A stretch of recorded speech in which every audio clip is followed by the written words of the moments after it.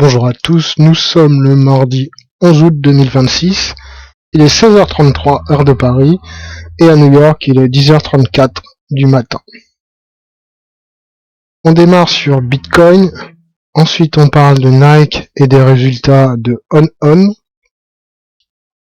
Et aujourd'hui on parle pas de McDonald's, il ne se passe pas grand chose sur McDonald's. On démarre sur Bitcoin.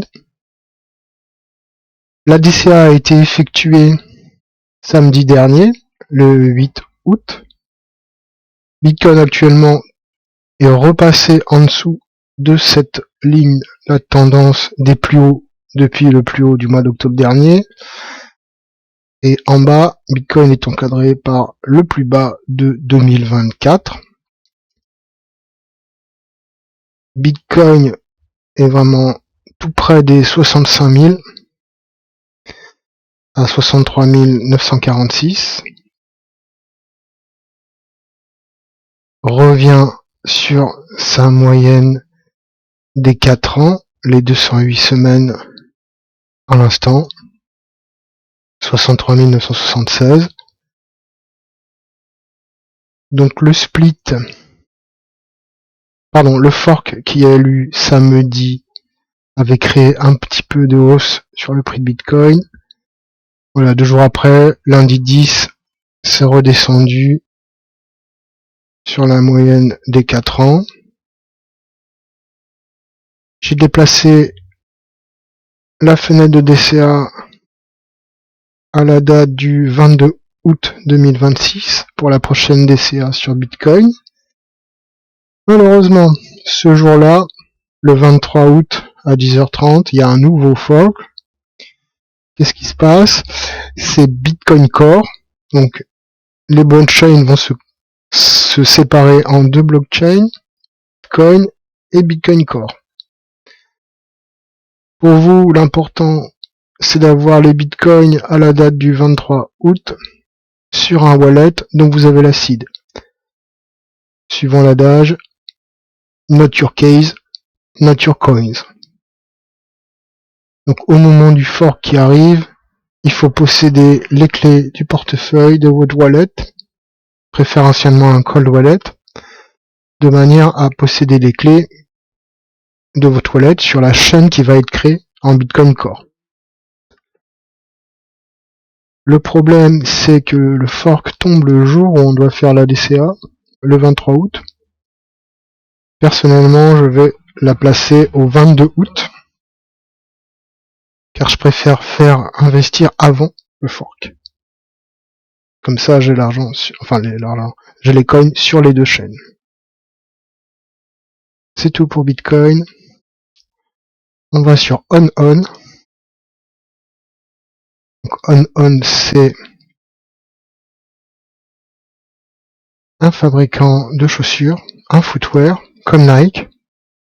Donc Nike, c'est une action qu'on suit sur cette chaîne, bien sûr. Voilà, ici je vous ai mis le secteur des footwear et accessoires. Donc le secteur, c'est 105 milliards de cap, un taux moyen de 21,68. 0,94% de dividendes pour tout le secteur. Donc c'est Nike qui domine le secteur, avec une market cap de 61,25 milliards pour un revenu de 46 milliards. Donc tous les autres, c'est 10 fois moins les revenus, comme vous pouvez constater ici. Dekers, c'est 5,53 milliards. On Holdings, donc On, c'est 4 milliards de revenus. Donc Nike en position de dominance. Qu'est-ce qui se passe sur On? Aujourd'hui, ils ont publié leurs résultats, on est le 11 août. Donc, On Holding, c'est une entreprise suisse qui fabrique les chaussures de la marque On. C'est des chaussures très très haut de gamme, c'est sur une niche. C'est les golfeurs, La dernière fois que j'ai vu un gars porter des On, il avait un Cannondale à 6 000 €. Donc ça s'adresse quand même à des gens très très aisés. La chaussure, c'est minimum 170 €. Donc ils ont revenu miss, ils ont raté le trimestriel.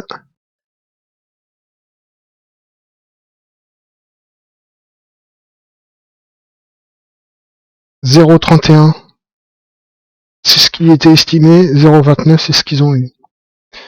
Je vais passer sur TradingView, on voit mieux. Voilà. Donc reporté 0,433, estimé par les analyses 0,417 pour le trimestre. Donc là c'était une surprise de plus 3,83%, mais c'est annulé par reporté pour l'année 1,05 milliard, estimé 1,09. Là on a moins 3,20 sur l'année. Bien évidemment, On Holding, c'est tout basé sur la croissance future, bien qu'il gagne de l'argent. Mais la Wall Street, voilà, 41,55 fois les bénéfices, donc il y a quand même des bénéfices de 4 milliards, comme on a dit précédemment, une market cap de 10,27, mais c'est clairement surévalué. C'est une entreprise qui est à la mode, qui a la faveur de Wall Street. Donc aujourd'hui, en temps réel, là, ils perdent moins 18,98% à 31,42. Donc vous vous doutez bien que pour moi, c'est pas un signal d'achat PE ratio à 41,55. Par contre, je note, voilà, le problème, le ralentissement de la croissance aux États-Unis. Donc ce qui m'intéresse, c'est l'impact sur Nike. Donc l'impact est présent, moins 1,95 aujourd'hui sur Nike. Donc on passe sur Nike, 41,40. Il cote à l'instant. Nos objectifs sur Nike sont très clairs. Essayer d'attraper 5% de rendement. Sachant que les 4% de rendement pour l'action Nike, ça se situe à 41 $. Et les 5%, c'est vers les 33 $. On voit sur le graphique, là je vous ai mis l'axe des 4% de rendement.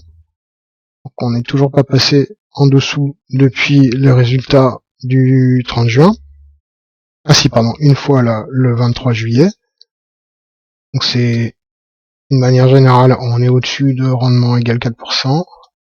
Voilà, la cible pour nous, c'est PE égale 20,5, environ 20,3, pour attraper Nike à 5% de rendement à 33 $. Je vous ai mis en dessous 20 fois les revenus, 19 fois, 18 fois les revenus, pour avoir des zones d'achat très intéressantes. Voilà, sachant que la valeur, le nombre de grammes de Nike, c'est 21,79 en ce moment. Pas de 50% inférieur au cours actuel, quasi 50%. Si on a un signe noir ou un retournement de marché violent, c'est un chiffre à garder en tête. 21, pardon, il est ici. Voilà, 21,76. Juste au-dessus du curseur. Vous voyez là au-dessus du curseur rose, 21,76 $. C'est le début de Nike sous-évalué pour Benjamin Ingram.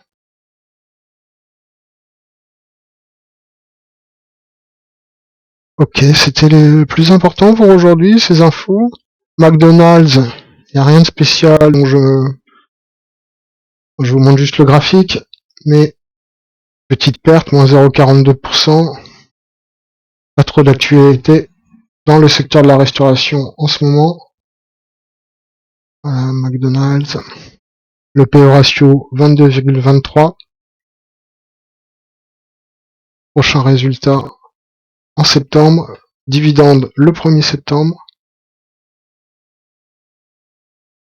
Dans la restauration, on est confronté à une baisse de revenus de la clientèle due à l'inflation, particulièrement aux États-Unis, un peu moins dans le reste du monde. Le problème, c'est conserver des bonnes marges pour l'entreprise et les franchisés. Voilà. Donc en résumé, Bitcoin, il a fait son fork. Il revient sur sa moyenne des 4 ans. Prochaine DCA le 22 août. Prochain fork le 23 août. D'ici là, patience. Nike, le prix baisse grâce à la mauvaise surprise sur On, mais c'est toujours trop cher pour nous. Là aussi, patience. McDonald's, pas de nouvelles fraîches actuellement, donc l'action stable. Patience également. Merci de m'avoir écouté, bonne soirée, à bientôt, ciao ciao.